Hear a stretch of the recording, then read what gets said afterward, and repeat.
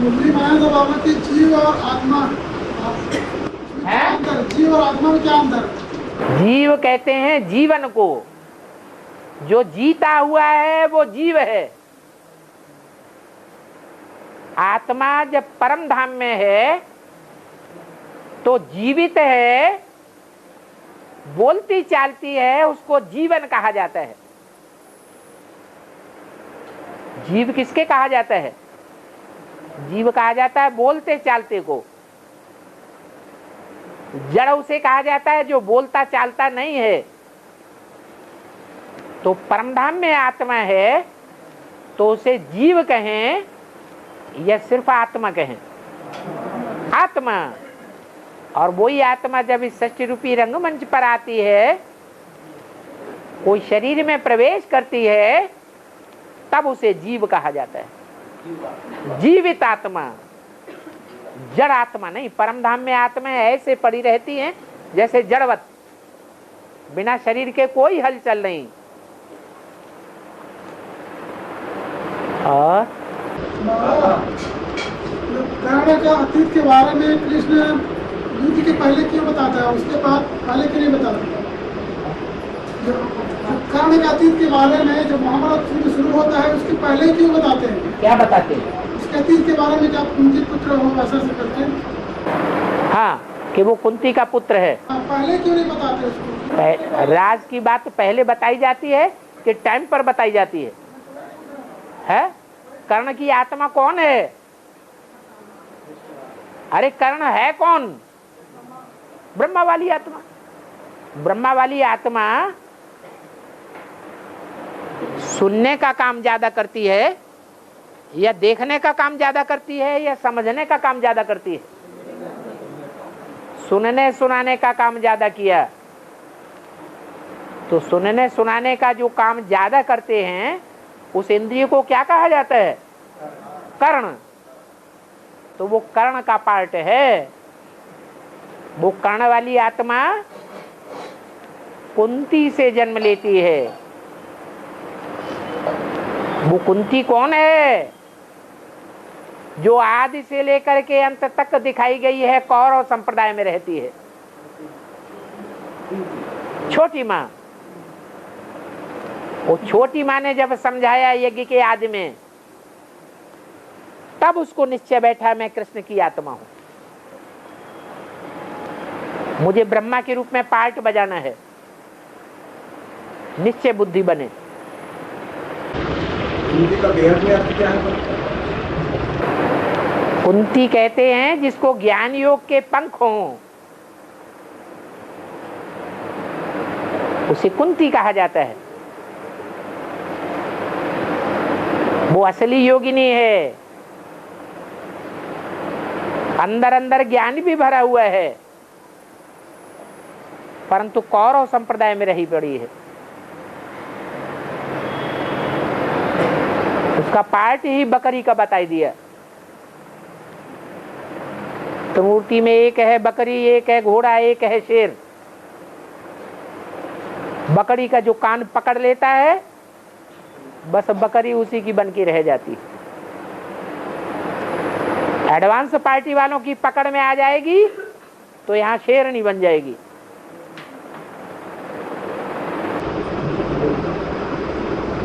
सीढ़ी के चित्र में जो डूबी जा भी लिखा है, इसका अर्थ क्या है? राज करेगा खालसा। जब कन्याएं माताएं देवियों के रूप में राज्य करेंगी सारी ब्राह्मणों की दुनिया के ऊपर, तो वो राज्य परिपूर्ण राज्य होगा या अधूरा राज्य होगा? है? परिपूर्ण राज्य होगा। विश्व की बादशाही विश्व के बादशाह के हाथ में होगी या देवियों के हाथ में होगी? है? विश्व के बादशाह के हाथ में होगी? नहीं, कन्याओं माताओं के हाथ में होगी। तो जो कन्याएं माताएं देवियां हैं, वो देवियां परिपूर्ण हैं या अपूर्ण हैं? अपूर्ण है। अपूर्ण के हाथ में सत्ता होगी तो विश्व की बादशाही प्रत्यक्ष नहीं हो सकेगी। इसलिए विश्व का बादशाह भगवान जब स्वयं प्रत्यक्ष होता है तो देवियों की डूबी जा हो जाती है। वो चाहे देवियों के रूप में हो, चाहे गणेश के रूप में हो, चाहे हनुमान के रूप में हो, सभी मंदिर मस्जिद गिरजाघर गुरुद्वारे चलने लग पड़ते हैं। एक ही बड़ा मंदिर रह जाएगा, लक्ष्मी नारायण का मंदिर। वो विश्व के महाराजा महारानी प्रत्यक्ष हो जाएंगे और बाकी देवियों की पूजा क्या होगी? खलास हो जाएगी। जैसे बेसिक में जो भी एडवांस में आते गए उन्होंने बेसिक की देवियों की डूबी जा कर दी या नहीं कर दी? है डूबी जा कर दी। वो हद की बात हुई, बेसिक की बात हुई। अभी एडवांस में ये नजारा सामने आवेगा। और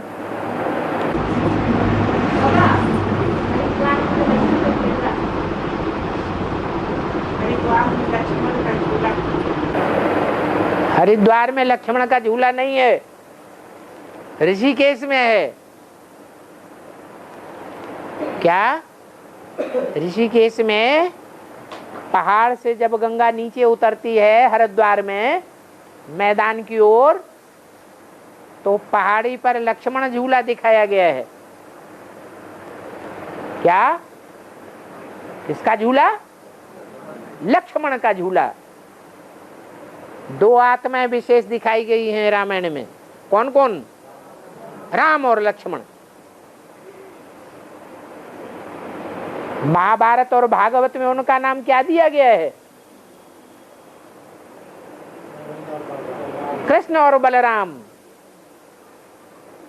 जो राम भगवान है वही भागवत में और महाभारत में कृष्ण भगवान के रूप में दिखाया गया है। तो कौन सी आत्मा की बात है? वो भगवान के रूप में जो भागवत में या रामायण में दिखाया गया है वो कौन सी आत्मा है? राम वाली आत्मा कि कृष्ण वाली आत्मा? राम वाली आत्मा है जिसमें भगवान शिव प्रवेश करते हैं मुकर्रर रूप से। बाकी उनकी सहयोगी आत्मा कौन? नहीं, अरे भगवान की सहयोगी आत्मा कौन? राम वाली आत्मा तो भगवान के रूप में दिखाई गई साकार में। फिर उसकी सहयोगी कौन है? लक्ष्मण, सीता नहीं। बलराम। तो बलराम कौन हुआ?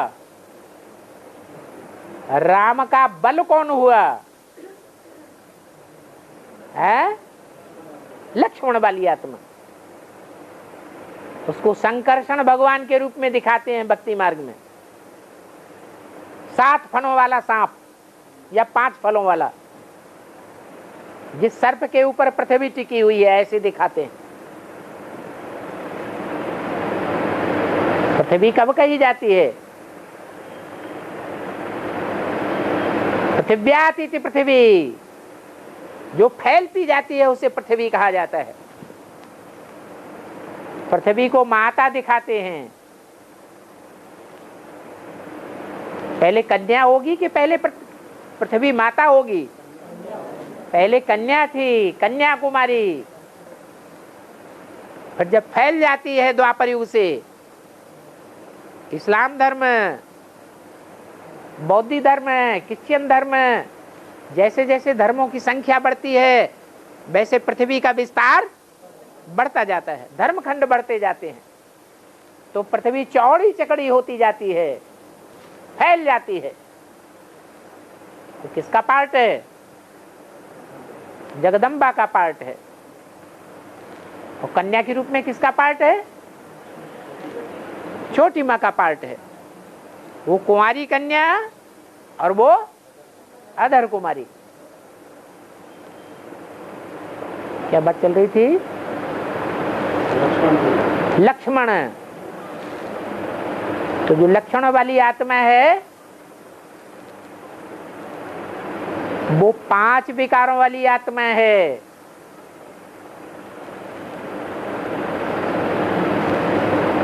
रावण के सर के ऊपर कौन दिखाते हैं? गधा। वो गधे को कितना भी स्नान कराओ, चाहे बेसिक में कराओ चाहे एडवांस में कराओ, वो फिर भी क्या बन जाएगा? गधा। काहे में लौटता है? धूल में लौटता है।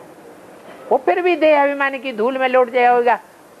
बुद्धि में प्रैक्टिकली समझेगा गीता का भगवान कौन, गीता का साकार भगवान कौन, इसको समझेगा, अपन को समझेगा। जब भगवान समझेगा तो बुद्धि में फट से आ जाएगा, मैं ही पतितों को पावन बनाने वाला हूं, मेरे संग के रंग से ये सब सुधर जाएंगे। तो सारी दुनिया नीचे गिरती है या ऊपर उठती है? नीचे गिरती है। तो दुनिया का बड़े से बड़ा देहधारी धर्मगुरु कौन हुआ है? ब्रह्मा की सोल। वो ही ब्रह्मा की सोल जब राम की सहयोगी बन जाती है तो राम का बल बन जाती है। उसे हनुमान के रूप में भी दिखाया गया है। राम को ताकत देने वाली आत्मा कौन सी है? हनुमान के रूप में दिखाई जाती है। सारी अंका में लाग लगाने के निमित्त बनती है। क्या दिखाते हैं? दिखाते हैं कि हनुमान की विकारी पूंछ में, देह अभिमानी की पूंछ में लंका के सारे सुंदर सुंदर वस्त्र लपेट दिए गए। क्या? जितनी भी सुंदर सुंदर स्त्रियां थी, कन्याएं माताएं थी, वो सारी उनकी पीछ पूंछ में लपेट दी गई और ऊपर से तेल डाल दिया गया। घीतन घी नहीं, क्या डाला गया? तेल डाला गया। और फिर काम विकार की आग लगाई दी गई तो सारी लंका जल गई। फिर फिकरा बनाई दिया है, हनुमान की पूंछ में लगन न पाई आग, सारी लंका जल गई और गए निशाचर भाग।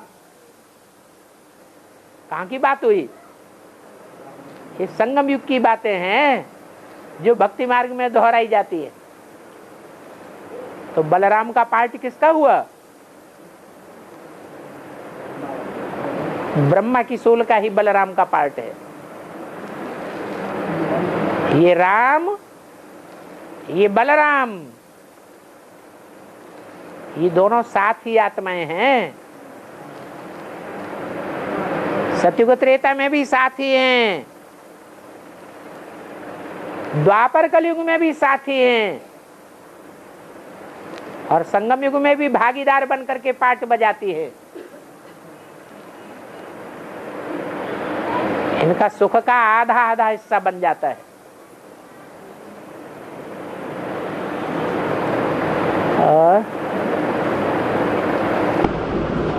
शांत महासागर में नामी एकत में क्या है? शांत महासागर है सुनामी। शांत महासागर। हाँ जी, सुनामी। सो माने सुंदर और नामी माने नाम वाला, जिसका सुंदर नाम वाला है। क्या नाम वाला है? जैसा काम कोई नहीं कर सका वो सुनामी करके दिखाती है।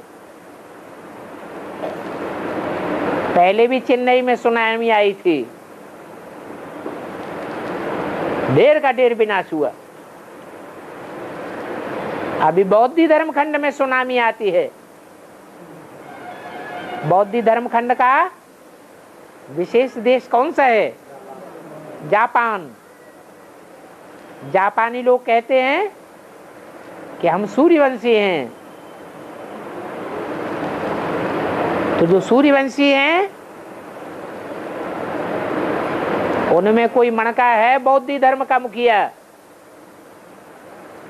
उस बौद्ध धर्म के मुखिया के ऊपर विशेष सुनामी का प्रभाव होता है। सुनामी कोई दूसरी चीज नहीं है, मायावी हवाएं हैं जो प्रशांत महासागर में तीव्र गति से बहती हैं। हवा भी कोई देवता है या नहीं है? वायु देवता कहा जाता है। वो वायु देवता अगर उसके साथ आग और हो जाए तो प्रचंड रूप धारण करता है। ऐसी सुनामी जापान में आती है कि सारा जापान हिल जाता है, परंतु राजधानी को कोई खतरा नहीं पैदा होता। जापान की राजधानी सुरक्षित बनी रहती है। तो बेहद ब्राह्मणों की दुनिया में भी जो बौद्ध धर्मखंड की जापानी राजधानी है, वो कितने भी बड़ी सुनामी आई हो फिर वो राजधानी सुरक्षित बनी रहती है।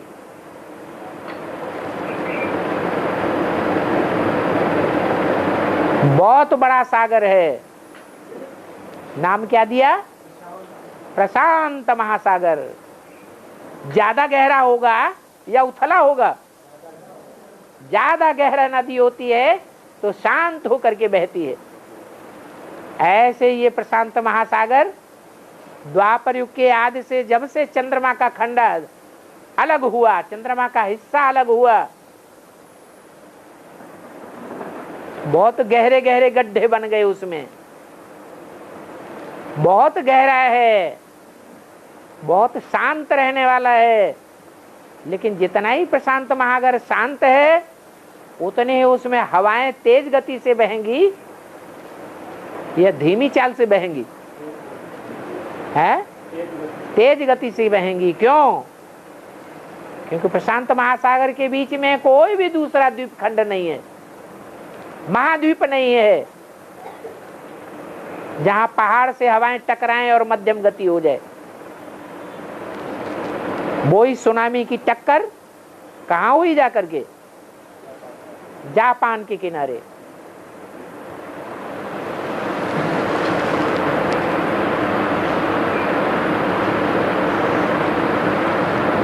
बाप बहुत डिप्लोमेटिक है।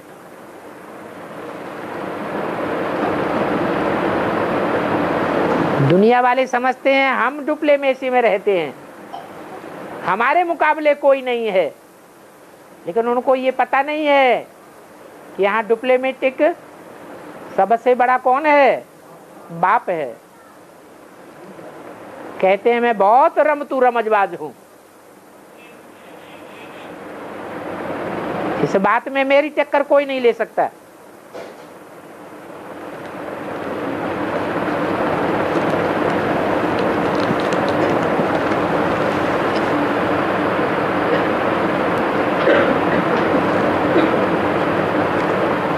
बाबा सत्य हरिश्चंद्र कितनी भी बड़ी मुसीबत में झूठ नहीं बोलता, लेकिन अपनी पत्नी और बच्चों को बेच दिया। क्या पत्नी और बच्चों को बेचना झूठ बोलने से बड़ा पाप नहीं है?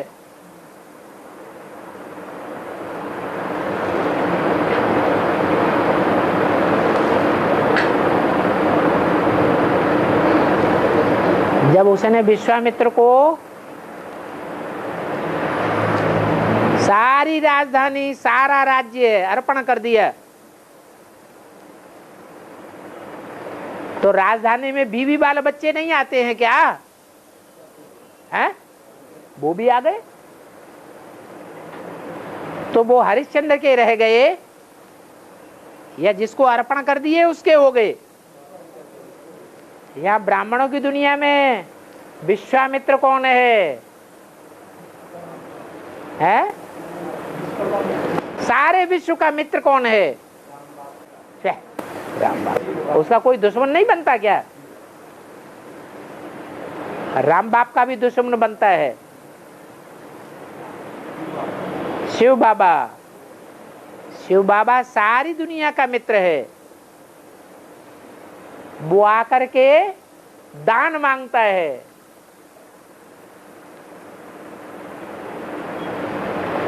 उस दान देने में महादानी कौन साबित होता है? सारी दुनिया तो महादानी साबित नहीं होती, लेकिन हरिश्चंद्र की आत्मा ये पार्ट बजाती है। महादानी राजा हरिश्चंद्र। तो कैसा महादान दिया? बच्चे, तुम मुझे अपना सारा तन मन धन समय संपर्क संबंध स्वाहा कर दो, तो मैं तुमको विश्व की बादशाही दूंगा। तो सब कुछ बाप को अर्पण कर दिया, तो बीवी बाल बच्चे हरिश्चंद्र के रह गए क्या? नहीं रह गए। तो दक्षिणा में गुरु को देने के लिए कुछ बचा ही नहीं।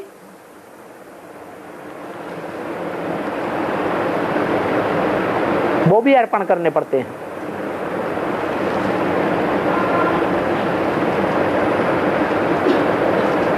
सत्य की धारणा बहुत गहरी बात है।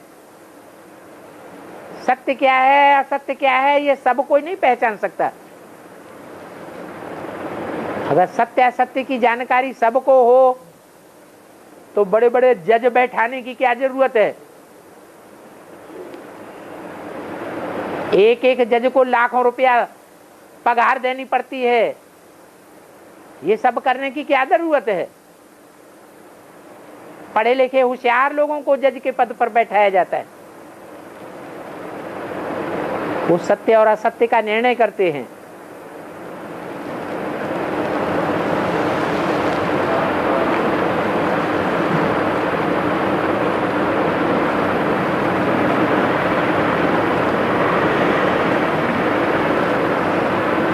बाबा, मिनी मधुबनों में छोटी छोटी बच्चियां सरेंडर होती हैं। क्या वो अपने आप सरेंडर होती हैं? उनको इतनी अकल है? छोटी बच्चियों को इतनी अकल है कि वो अपने आप सरेंडर हो या ना हो? अकल किसको है? उनके पालने वाले माँ बाप को अकल है। तो वो अपनी अकल के आधार पर अपनी रचना को सरेंडर करते हैं। रचना का फर्ज क्या है? किसके अंडर में रहना? रचयिता के अंडर में रहना। तो माँ बाप ने जब बच्ची को अर्पण कर दिया, तो जिसको अर्पण किया है उसके अंडर में चलना चाहिए। तो 84 जन्म भी उनकी रचना उनके अंडर में चलेगी। अगर वो सरेंडर होने वाली कन्या जब बड़ी हो जाती है और बड़ी होने के बाद कहती है कि मैं तो जब नाबालिग थी, बच्ची थी, तब मेरे माँ बाप ने सरेंडर कर दिया था, मैं थोड़ा ही सरेंडर होना चाहती थी।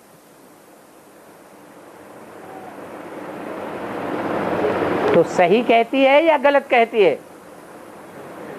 सही कहती है। सही बोल रही है। हाँ बाबा, माने माँ बाप ने झूठा काम किया। माँ बाप उस समय तो उसकी बुद्धि विकसित नहीं थी ना बाबा। हाँ, वो अपने माँ बाप के अंडर में थी। अंडर में थी, तो माँ बाप ने बुरा काम किया। बुरा काम तो नहीं किया, परंतु क्या हुआ? क्या वो उसकी बुद्धि 18 साल की हो गई, विकसित बुद्धि हो गई। विकसित बुद्धि हो गई। हाँ, क्या वो अपना निर्णय ले रही है स्वयं के बारे में? हाँ, तो सही काम कर रही है ना।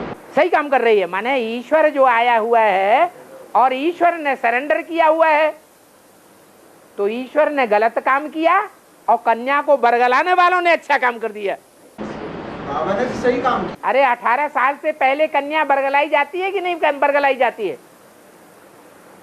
बरगलाने वाले दुर्योधन दुशासन हैं, कीचक हैं या कोई दूसरे हैं? ठीक है बाबा, परंतु जो कन्या अच्छे वातावरण में पल रही है, मुरली सुन रही है, ज्ञान योग में बैठी हुई है, उसकी बुद्धि क्यों खराब हो गई? जरूर कोई बाहर का आक्षेप आता है उसके ऊपर, कोई दुर्योधन दुशासन पीछे पड़ते हैं, कोई कीचक पीछे पड़ते हैं, जो उनकी बुद्धि खराब हो जाती है। अच्छा भोजन मिलता है, सात्विक भोजन मिलता है, बाबा की मुरली मिलती है, बाबा का वातावरण मिलता है, सब कुछ मिलने के बावजूद भी बुद्धि ऐसी भ्रष्ट हो जाती है कि हम तो यज्ञ से बाहर रह करके अपना जीवन बनाएंगे। किसका प्रभाव पड़ा? उनके माँ बाप का प्रभाव पड़ा या कोई भगाने वाले का प्रभाव पड़ गया? बाहर बुद्धि क्यों जाती है? कोई रावण ने अटैक किया या नहीं किया? ये अटैक हुआ। कन्याएं जो हैं कोमल बुद्धि होती हैं, उन कोमल बुद्धि के ऊपर रावण संप्रदाय का असर होता है, इसलिए ऐसा होता है।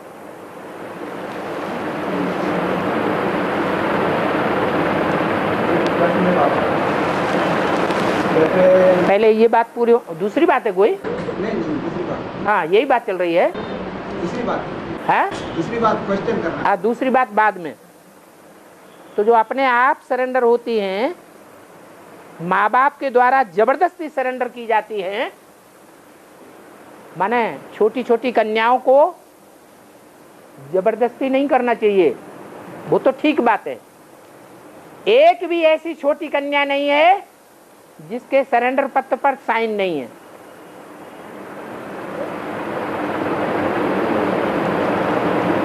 और जो कन्या स्वयं सरेंडर नहीं होना चाहती, छोटी कन्या, बाबा उसको सरेंडर करेंगे?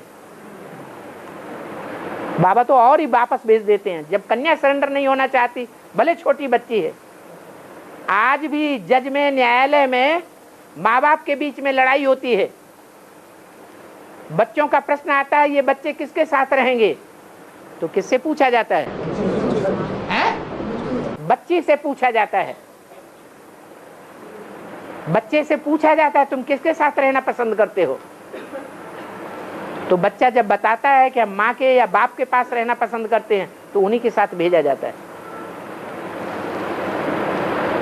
तो जो सरेंडर लेटर है उसमें बच्ची के साइन होते हैं या नहीं होते हैं? फिर ये कैसे कहा जा सकता है कि उसकी इच्छा के बगैर सरेंडर हुई? ये बरगलाने वालों का काम है जो इस तरह का एडवर्टाइजमेंट करते हैं।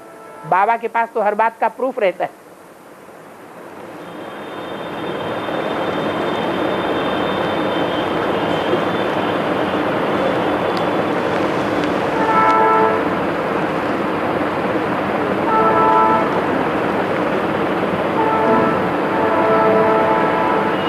हाँ तो बोला है, आगे बोला है, तो ऐसी बच्चियां या बच्चे जो रोज, जिनकी बुद्धि फिर जाती है और वो रोज क्लास तो क्या, हफ्ते महीने में भी क्लास नहीं करना चाहती, क्लास करने से ही कतराती हैं, ऐसा क्यों होता है बाबा?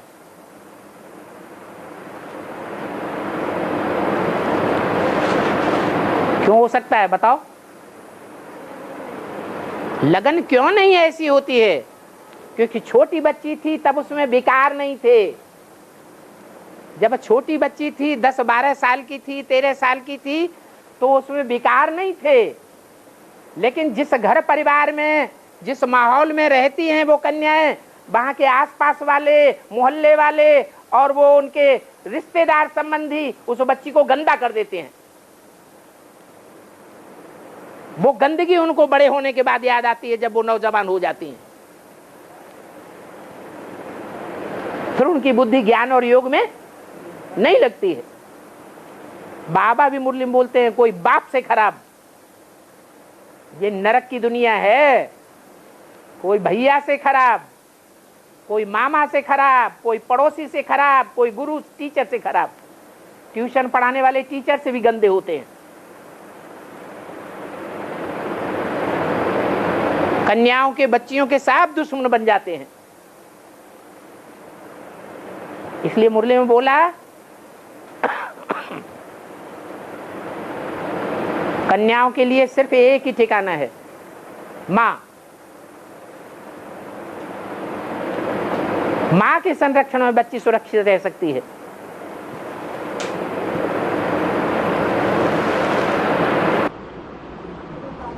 हाँ। बच्चे को क्या करके रोज क्लास करना है? ऐसे बच्चे नहीं आते हैं, मतलब हफ्ता में रोज कहाँ नहीं आते हैं क्लास, हाँ, तो बच्चे को क्या करके बुलाना पड़ेगा? क्या करके बुलाना पड़ेगा? कहाँ से बुलाना पड़ेगा? कहाँ से बुलाना पड़ेगा? क्लास में आने के गीता पाठशाला। गीता पाठशाला में?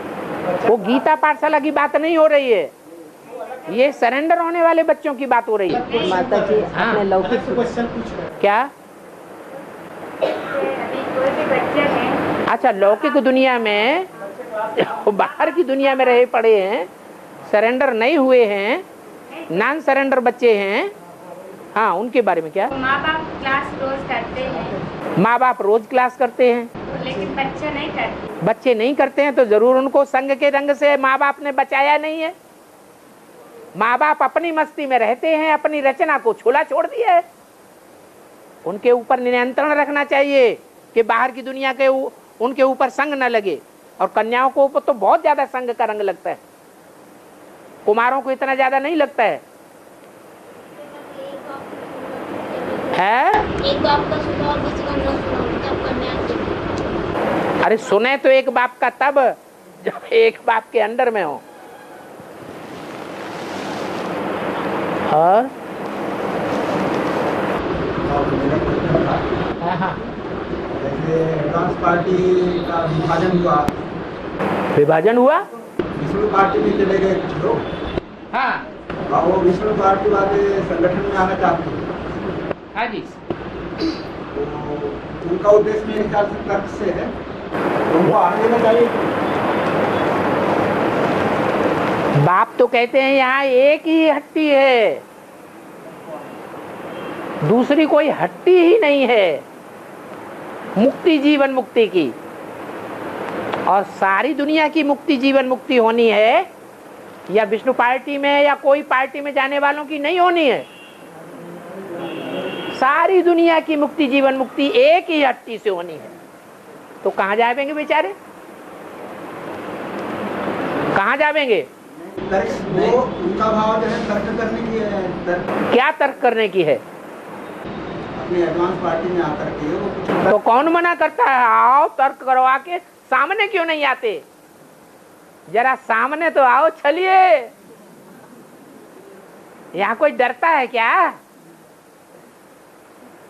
डरने वाले सामने नहीं आवेंगे। मुरली में बोला जो महावीर होंगे वो तो कहेंगे आज सामने आ जाओ, कल आते हो तो। उनके अंदर चुड्डरा भरा हुआ है, डर भरा हुआ है, इसलिए वो सामने नहीं आ सकते। जिनकी बातों का कोई आधार ही नहीं है, निराधार बातें करते हैं। यहाँ एडवांस पार्टी में तो हर बात का आधार है। मुरली सबसे बड़ा आधार है जो ब्रह्मा के मुख से निकलती है। फिर ब्रह्मा के द्वारा बनवाए हुए चित्र सबसे बड़े आधार है। फिर ब्रह्मा के पैदा किए हुए ब्राह्मण बच्चे जो ब्रह्मा कुमार कुमारियों में से ही निकलते हैं, वो सबसे बड़े आधार है। फिर सबसे बड़ी बात है, कोई भी पार्टी में जाने वाले हों जो एडवांस पार्टी वालों का विरोध करते हैं, वो सब एडवांस पार्टी में आकर के एक बार नाक रगड़ चुके हैं और अपना बाप साबित कर चुके हैं, कागज पर लिख करके दे चुके हैं, ये हमारा बाप है। तो वो दोगले हैं या साबुत बाप के बच्चे हैं? उनसे वो क्या बात करेंगे? उनमें ताकत नहीं है सामने आकर के बात करने की। चोर हैं।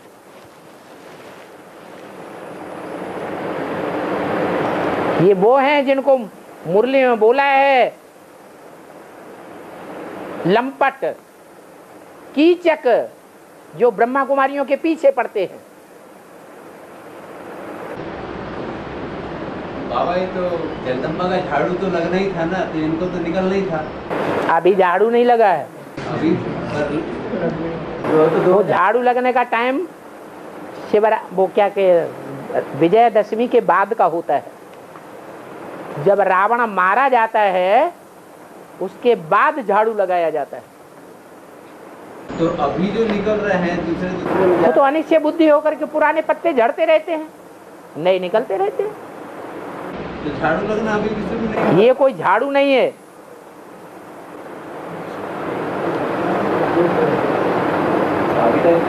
अभी तो बहुत कीड़े मकोड़े भरे पड़े हैं।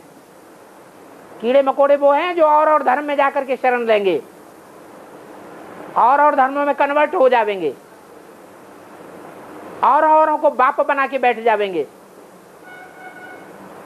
एक बाप को छोड़ देंगे।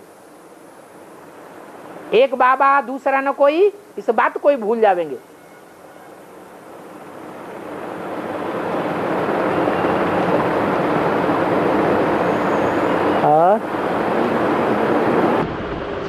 संगठन में नई आत्माओं को ले जाना चाहिए कि बाबा, जो मंथली संगठन जो होता है बाबा की संगठन में नहीं, जो अपने गीता पाठशाला के संगठन के लिए मासिक संगठन, मासिक संगठन जो होता है उस संगठन में सभी ब्राह्मण इकट्ठे होकर के अपनी कुछ अंदरूनी बातें करते हैं, लेन देन करते हैं, और संगठनों में आने के लिए परमिशन दे दो। लेकिन जो एक मासिक संगठन बड़ा संगठन होता है वो सुरक्षित रखो। नई आत्मा को कुछ पता थोड़े ही है, कहां से आई है, क्या करना चाहती है। जब तक बाप का बच्चा न बने, जब तक दूसरी आत्माओं को संदेश दे करके निकालना शुरू न करे, तब तक पता कैसे चले कि वो बाप का बन गया है। सर्विस करता है, सर्विस का रिजल्ट निकलता है तो बाप का बच्चा बना। रिजल्ट नहीं तो बच्चा भी नहीं। कैसे कहा जाए, प्रूफ क्या है? बाबा हमारी पढ़ाई तो है ही मन बुद्धि की। हाँ, मन बुद्धि की पढ़ाई है। जिसकी बुद्धि में निश्चय बैठेगा वो दूसरों को सुनाए बगैर रह जाएगा। सुनाता तो है पर निकले ना रिजल्ट ही। तो अंदर कोई डिफेक्ट है भारी? हाँ, पर वो बच्चा कहा जाएगा नहीं, कहा जाएगा नहीं, भट्टी नहीं की बच्चा कहाँ से हो गया अभी। नहीं तो भट्टी करके आया। भट्टी करके आएगा तो कौन मना करेगा उसको संगठन में आने के लिए? है जो भट्टी करके आएगा उसको संगठन में आने के लिए कौन मना करेगा? बाप के घर का बच्चा बन के आया है, क्यों मना करोगे?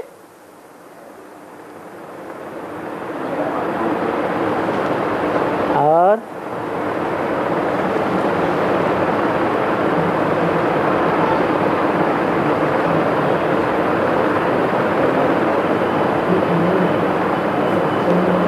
बाबा, दुनिया वाले आज तक भी ब्रह्मा कुमारी के नाम से क्यों कतराते हैं?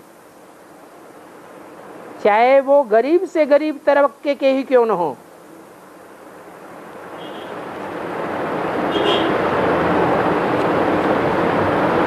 दुनिया वाले रावण और शैतान के नाम से घबराते हैं या नहीं घबराते हैं? हैं? घबराते हैं। तो उनमें जो घबराहट भरी हुई है वो कौन से समय की घबराहट के संस्कार हैं जो 2500 वर्ष से भरे हुए हैं?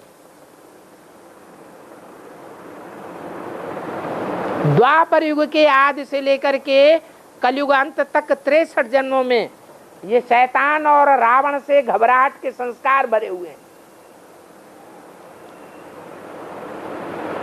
वो प्रैक्टिकल में कभी हुए हैं या नहीं हुए हैं? वो शैतान और वो रावण नहीं हुए हैं? कब हुए हैं? संगम में हुए हैं। कौन सी दुनिया में हुए हैं? ब्राह्मणों की दुनिया में ही हुए हैं, जो कहते कुछ और हैं कि हम शिव की वाणी पर चलते हैं, हम ब्रह्मा की वाणी को सुनते हैं, सुनाते हैं, लेकिन करते क्या है? कहना कुछ और और करना कुछ और। उनको रावण और शैतान नहीं कहा जाता।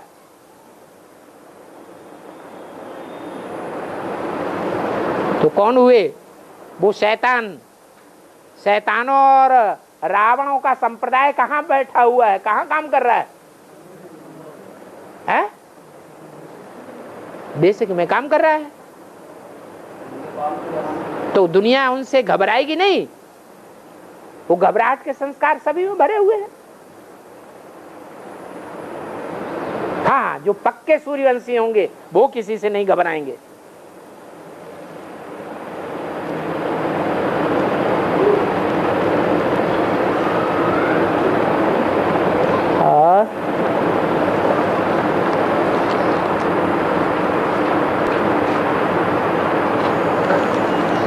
कोई ने पूछा है, महाभारत में द्रौपदी के चीरहरण के साथ समय सबको अपनी मदद के लिए पुकारा जाता है द्रौपदी के द्वारा, लेकिन कोई भी उसकी मदद के लिए नहीं आता। अंत में भगवान को पुकारती है। सबका आसरा छोड़ किसको पुकारती है? भगवान का आसरा लेती है, तब उसकी मदद होती है। वस्त्र दे करके उसकी मदद करते हैं। इसका बेहद में अर्थ क्या है?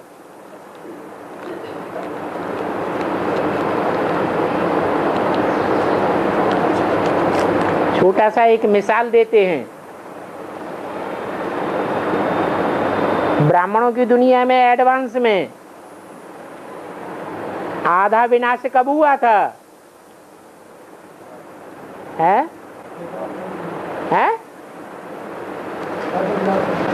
अर्धविनाश की शूटिंग कब हुई? त्रेता के अंत में होती है।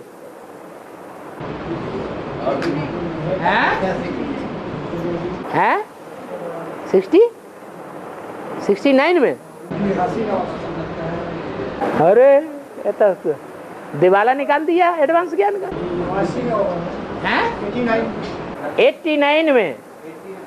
89 में। हाँ, महाभारत युद्ध कब दिखाते हैं? द्वापर के अंत में दिखाते हैं ना। तो द्वापर से ये युद्ध बुद्ध शुरू होते हैं। द्वापर में कौन प्रत्यक्ष होता है भगवान के रूप में? भगवान के रूप में द्वापर में किसकी प्रत्यक्षता दिखाई गई? कृष्ण भगवान की। ये जन्म की प्रत्यक्षता है या कोई दूसरी प्रत्यक्षता है? ये जन्म की प्रत्यक्षता है। कृष्ण प्रत्यक्ष होता है। ब्राह्मण के कितने जन्म होते हैं? 2 जन्म होते हैं। 2 बार प्रत्यक्षता होती है। एक होता है माँ बाप के पेट से जन्म, और दूसरा होता है जब यज्ञोपवीत धारण करता है, ज्ञान का जन्म। तो पहला जन्म कब हुआ? 98 में। जेल से कृष्ण बच्चे की प्रत्यक्षता होती है। उस दिन 15 अगस्त का स्वतंत्रता दिवस भी होता है। जेल से स्वतंत्र होती है। और दूसरे जन्माष्टमी का दिन भी होता है। दोनों प्रकार से प्रत्यक्षता दिखाई गई है।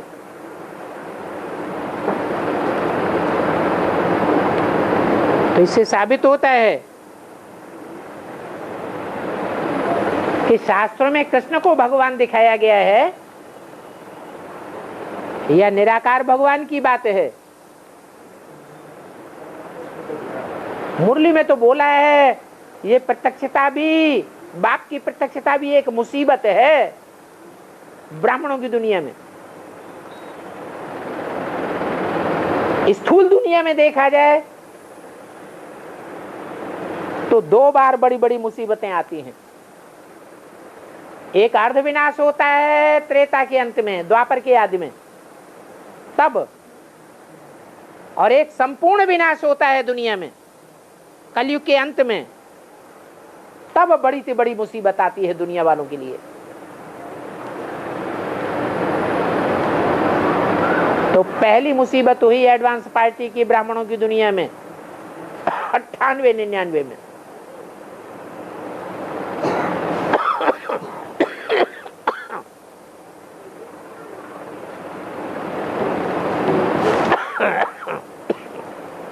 जब अखबारों के द्वारा, टीवी के द्वारा,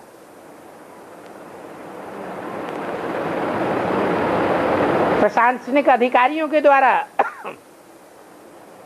पुलिस के बड़े बड़े अधिकारियों के द्वारा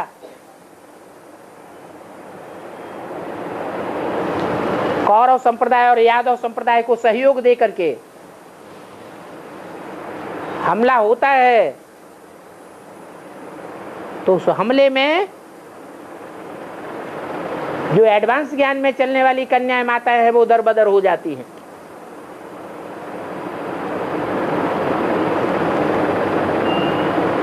उनके ऊपर केस चलते हैं। तो जिन कन्याओं के ऊपर केस चले थे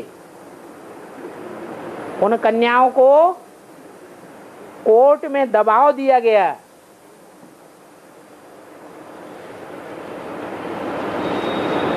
कि इनके शरीर की जांच कराई जाए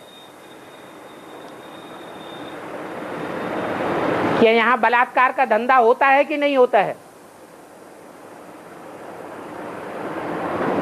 इनका मेडिकल टेस्ट लिया जाए। परंतु वकील की जरहबाजी से वो बच गया।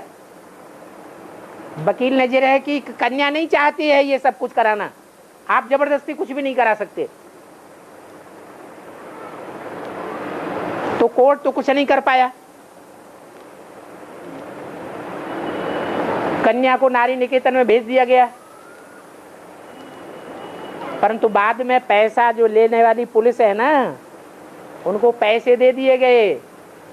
तो एसपी ने एक पर्ची लिख करके भेज दी हॉस्पिटल में, सरकारी हॉस्पिटल में, कि कैसे भी करके इस कन्या का शारीरिक क्या कहते हैं एग्जाम लिया जाए।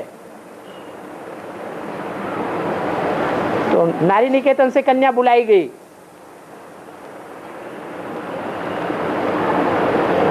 डॉक्टर उसे थिएटर रूम में ले गए। 2-3 डॉक्टर पहुंचे और जैसे ही उन्होंने शुरू किया वैसे कन्या के अंदर पता नहीं कौन सी सोल प्रवेश कर गई। इतनी जोर से चिल्लाई, सारा हॉस्पिटल दहाड़ गया और डॉक्टर भाग गए तीनों। उन्होंने एग्जाम करने से मना कर दिया।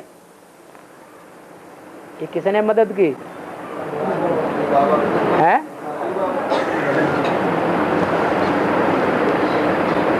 ये तो छोटी सी परीक्षा थी।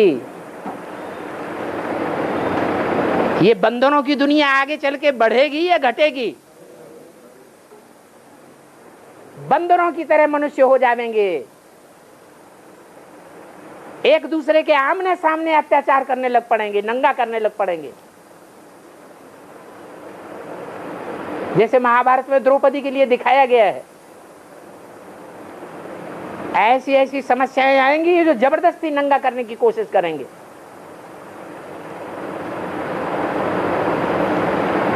कौन मदद करेगा और किसकी मदद होगी? जो सच्चे दिल से पुकारेगा उसकी मदद होगी। झूठा होगा तो मदद नहीं होगी।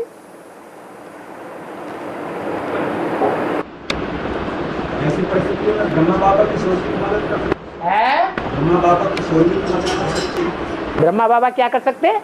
ब्रह्मा बाबा की सोच की मदद कर सकती है। ब्रह्मा बाबा बेविचार बढ़ा रही है, घटा रही है कृष्ण भगवान बन करके।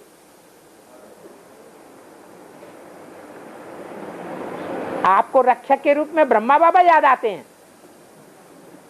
शिव बाबा भूल जाते हैं।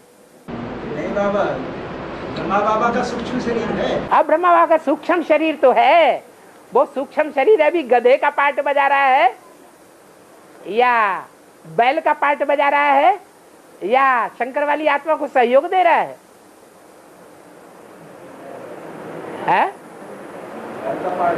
बैल का पार्ट बजा रहा है। तो जो मंदिर में शिवलिंग दिखाया जाता है वो नाली की तरफ उसका मुंह है, वो पॉल्यूशन बढ़ा रहा है या घटा रहा है?